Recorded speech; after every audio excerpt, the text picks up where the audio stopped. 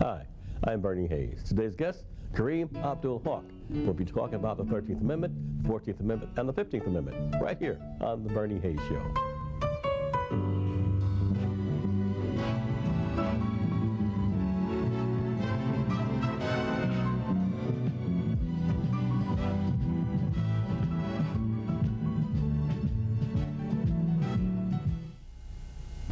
Welcome back. I am Bernie Hayes. We're here at the New Life Evangelistic Center, 1411 Locust Street in downtown St. Louis, Missouri. In fact, Reverend Larry Rice and his staff have been here for 39 years, providing shelter for those in need of shelter, providing clothing for those in need of clothing and food, and also paying utility bills, providing transportation costs. We're here, 1411 Locust Street, downtown St. Louis, Missouri, and you can help us stay here by providing tax-free monies by Post Office Box 473. St. Louis, Missouri, 63166. All donations are tax-free. Post Office Box 473, St. Louis, Missouri, 63166. As promised, Kariem Haqq is our guest. Thank you, Bernie. The owner, the founder, that is, of the 13th Freedom Work Manual, Week Manual, and the book, the 13th Amendment Freedom Week Manual, is the book. And what was your inspiration for writing the 13th Amendment book? Well, I wanted to write a book that dealt not with slavery but the freedom movement, because a lot of time we study history and we just get one side. We get the part about all the traumatic experiences, all the negative things that's happened to us, all the terrible things. The vestiges of slavery. Right, okay. Right. And we don't really get a chance to study that part where there was a lot of good people and a lot of good things happened, and that whole thing about the anti-slavery movement. Mm-hmm. So instead of just studying history based dealing with just slavery, I wanted to study history based upon freedom. Mm-hmm. So the 13th Amendment Freedom Week movement is trying to establish a time that we celebrate freedom and that we can talk about all those different individuals and different institutions, different events, all those things that brought about freedom. Mm-hmm. And the 13th Amendment Freedom Week is based upon the 13th Amendment, because it was the 13th Amendment that ended slavery in this country. There was some states that was legally still slave states until the 13th Amendment. Mm-hmm. And a lot of times we say, well, what about the Emancipation Proclamation? Well, we know that the Emancipation Proclamation that was effective January 1st, 1863, only covered those states that was rebelling, because there was really 15 slave states.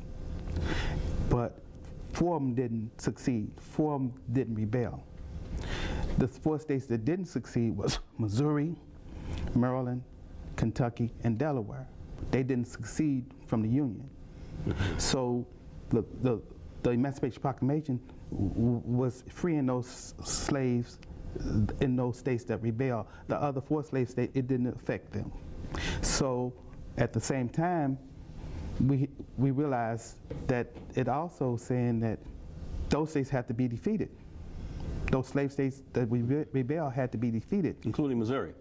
Well, Missouri wasn't one of the rebel states. It was a slave state. Yeah, a slave state. So slavery was still going on in those same 4 states, those border states, Missouri, Kentucky, Delaware, and Maryland. Mm-hmm. So slavery was still going on during the Civil War, legally, I mean. Sure.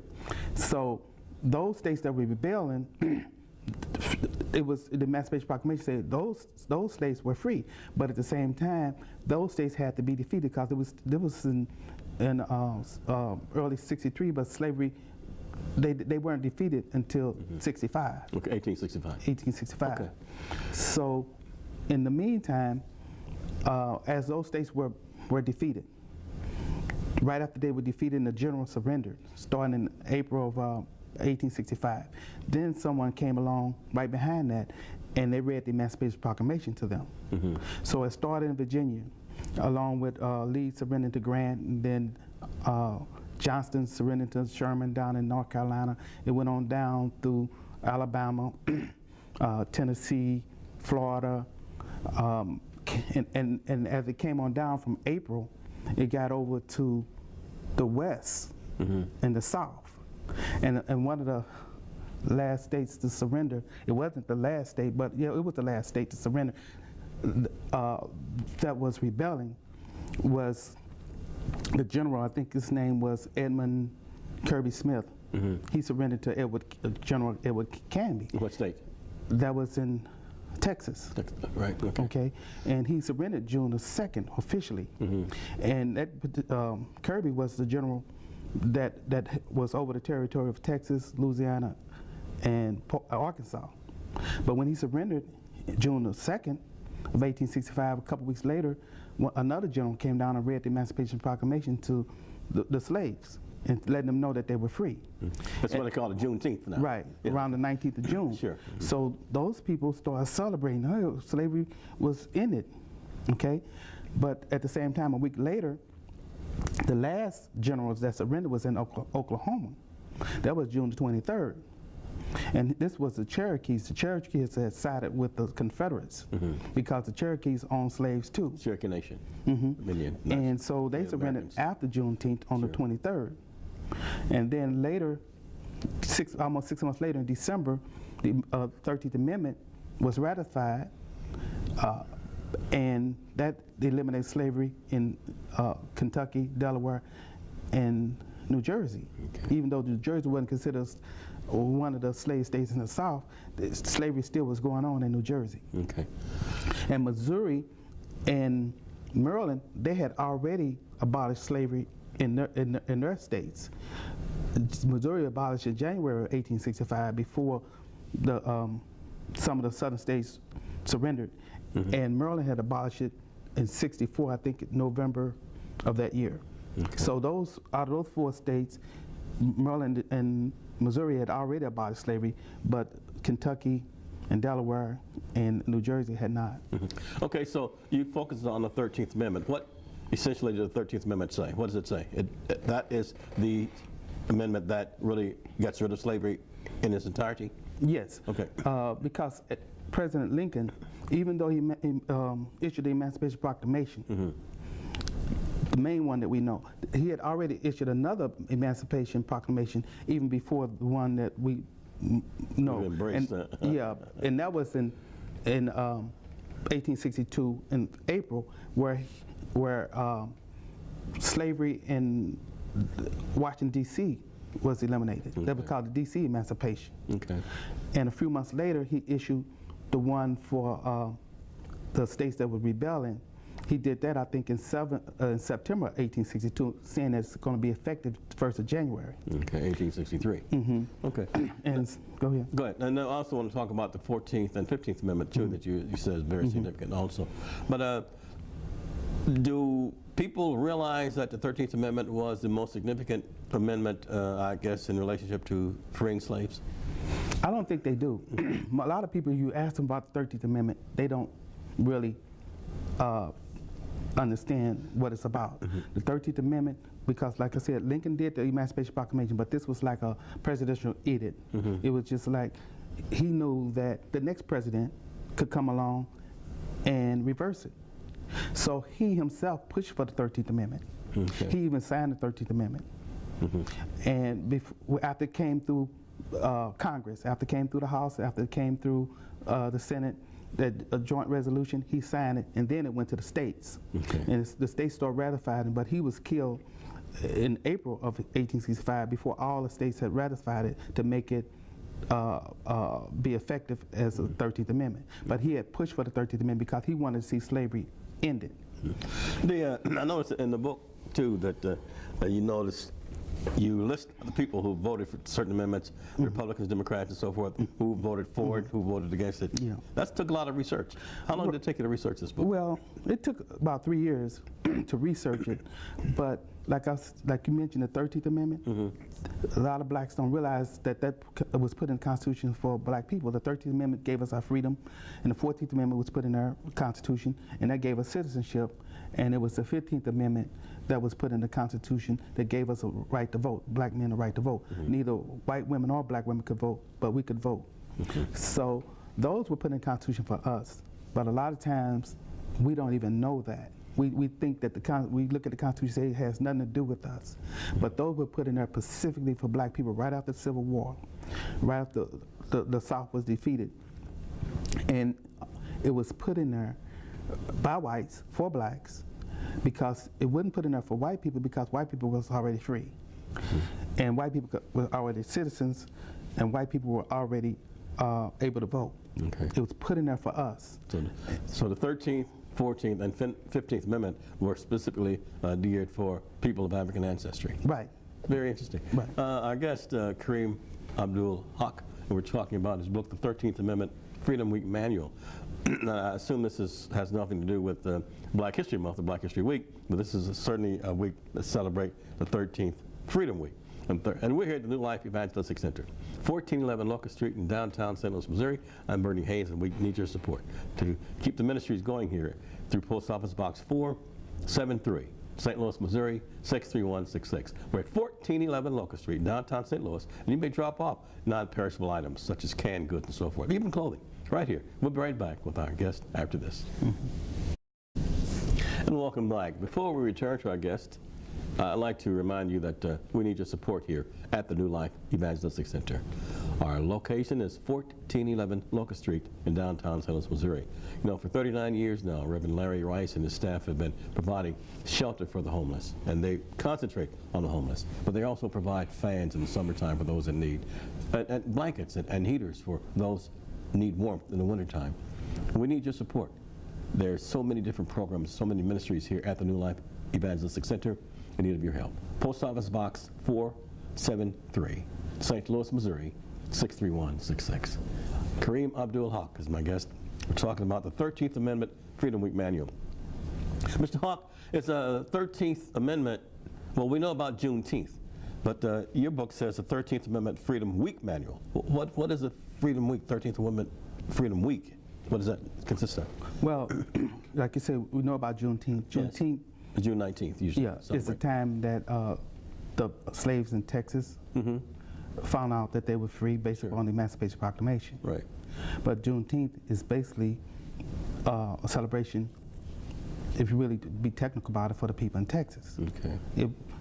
The 13th Amendment, and slavery still existed after Juneteenth. Now, the 13th Amendment is a time that we celebrate freedom, the end of slavery, the actual end of slavery. And the 13th Amendment was ratified December the 6th, 1865. So we will plan to have a celebration during the week of December the 6th each year. Okay. It would take one whole week. 6th through the 13th? 7 days?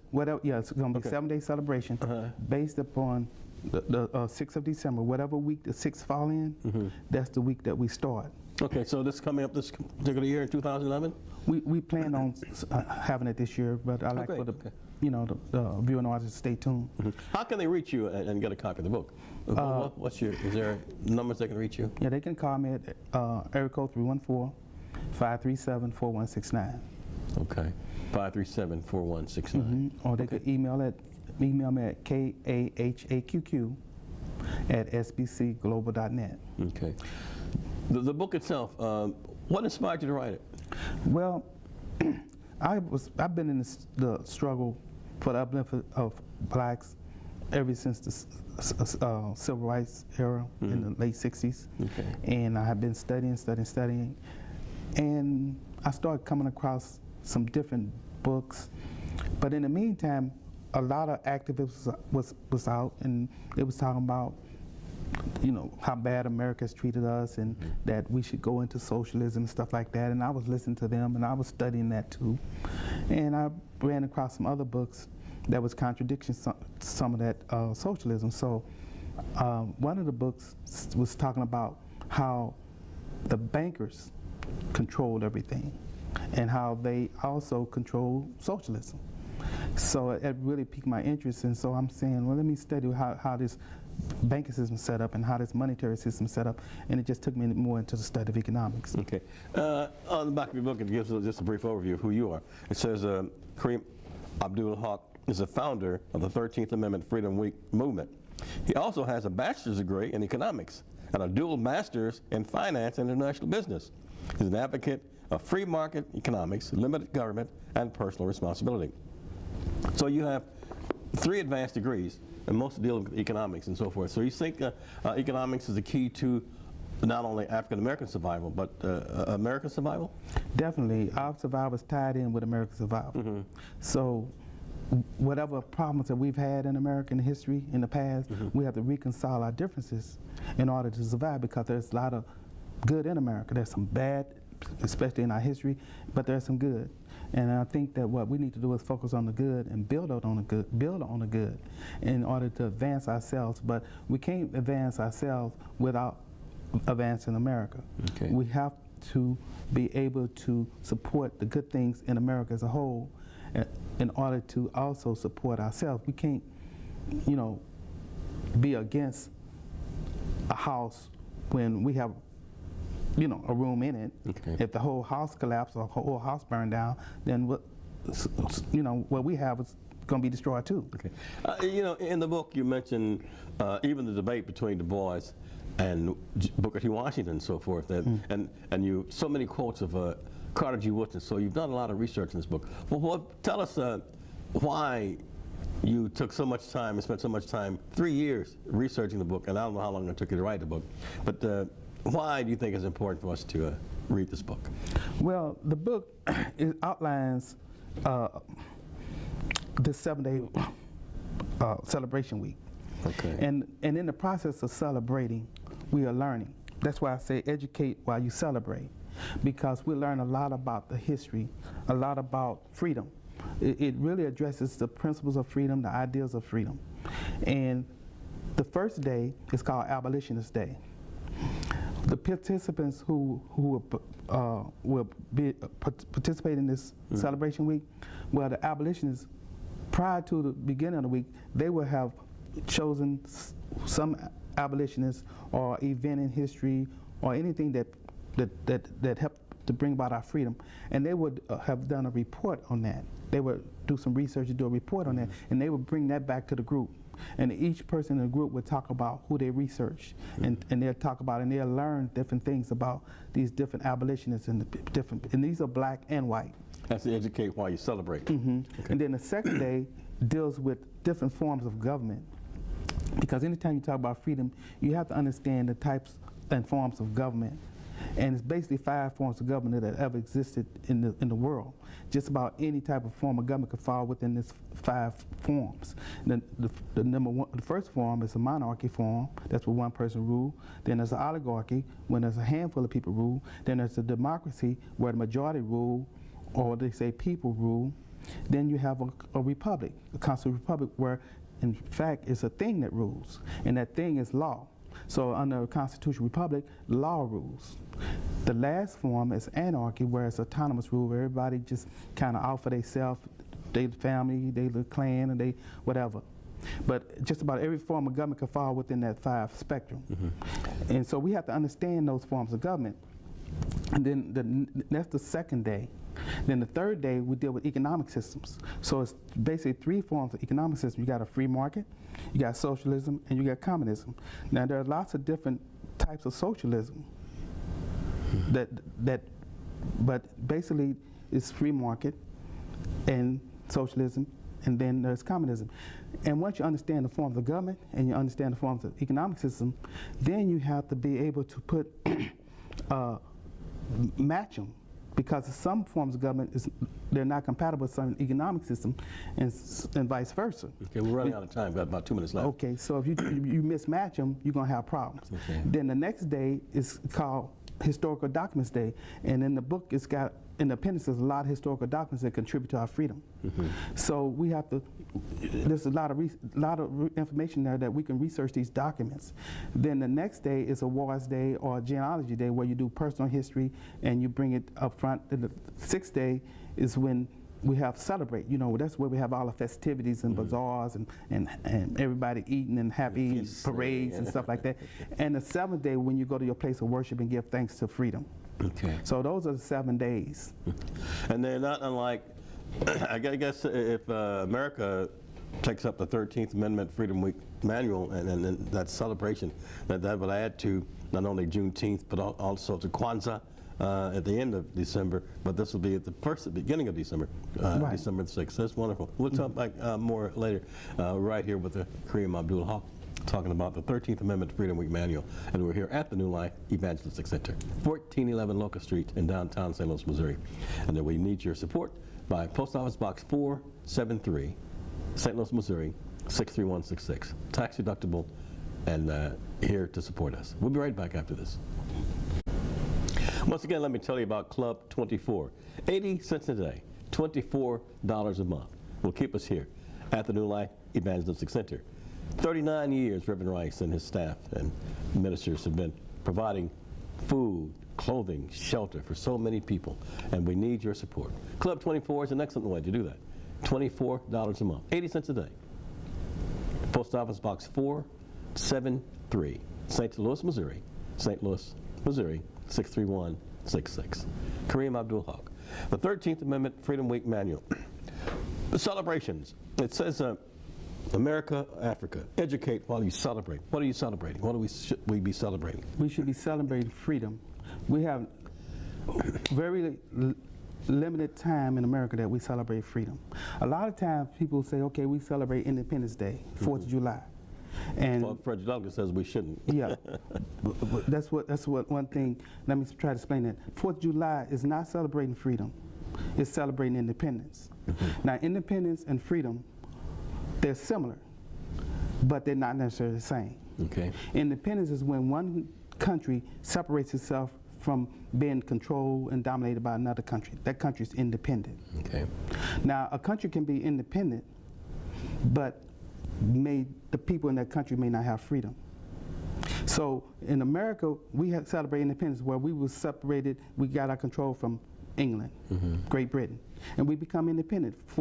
And it was declared January, well, not January, but 1776. So we celebrate that. But we still don't celebrate freedom. Because like some of those people who succeeded, who got the freedom from, got their independence from England, still held slaves. Right. So you can be independent, but the people can still be enslaved. And it's just like what happened here. And some countries today, they're independent, they're sovereign. But the people in those countries, they don't know what freedom is about. Okay. And you're having problems all around the world right now where you have independent countries, but they are oppressing the people. Now, if we just celebrate independence in this country, the 4th of July, well, that was before we even had a constitution. That was before we had a Congress, a president. That was before the 13th Amendment, the 14th Amendment, the 15th Amendment. Black people were still enslaved. So we celebrate independence, but not freedom. Now, the 13th Amendment, if we celebrate the 13th Amendment, we'll be able to go back and cover all that period from the 13th Amendment on back to the 1776, because even though we weren't free, there were steps towards our freedom, because until we broke away from Great Britain, that's when slavery started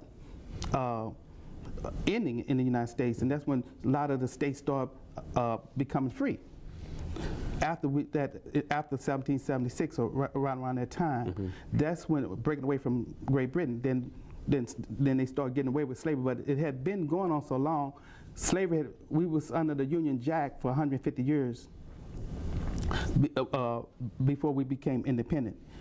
And so what we're saying is that we should celebrate freedom and independence. Okay. It's not either or. And even though a lot of blacks like to recite Frederick Douglass saying that what day is this 4th of July to me, sure. Well, he made that statement in 1852. That was before the 13th Amendment. That was before the Civil War. That was before the Republican Party. That was before that started up to help us end slavery. That was before the 14th Amendment, 15th Amendment. And Frederick Douglass lived to 1895. So during that time when he made that statement, he became a patriot. He became a strong advocate of the Constitution. He was a patriot. So we just look at, without looking at the timeline of his growth and development, we would be stuck at a time and representing what he said, but it's not a real representation, because he became American patriot. And so if we really want to follow Frederick Douglass, if we think we do, then we should celebrate the 13th Amendment. Okay, how can they reach you? Well, my telephone number is area code 314-537-4169. My email address is kahaqq sbcglobal.net. Okay. Kariem Haqq is our guest. We've been talking about the 13th Amendment Freedom Week Manual, and it's just a wonderful book that we hope that all of you will pick it up. There's so much information in there. We're talking about the history of the 13th, 14th, and 15th Amendments, and there's so much history and knowledge that all of you should really partake of. It's a wonderful book, and Abdul Haqq is a wonderful person. We want to thank all of you for watching. Don't forget now, we're here at the New Life Evangelistic Center, 1411 Locust Street in downtown St. Louis, Missouri. And I'm Bernie Hayes, and we'll be back on the next show. Thank you so much for watching. Have a good day.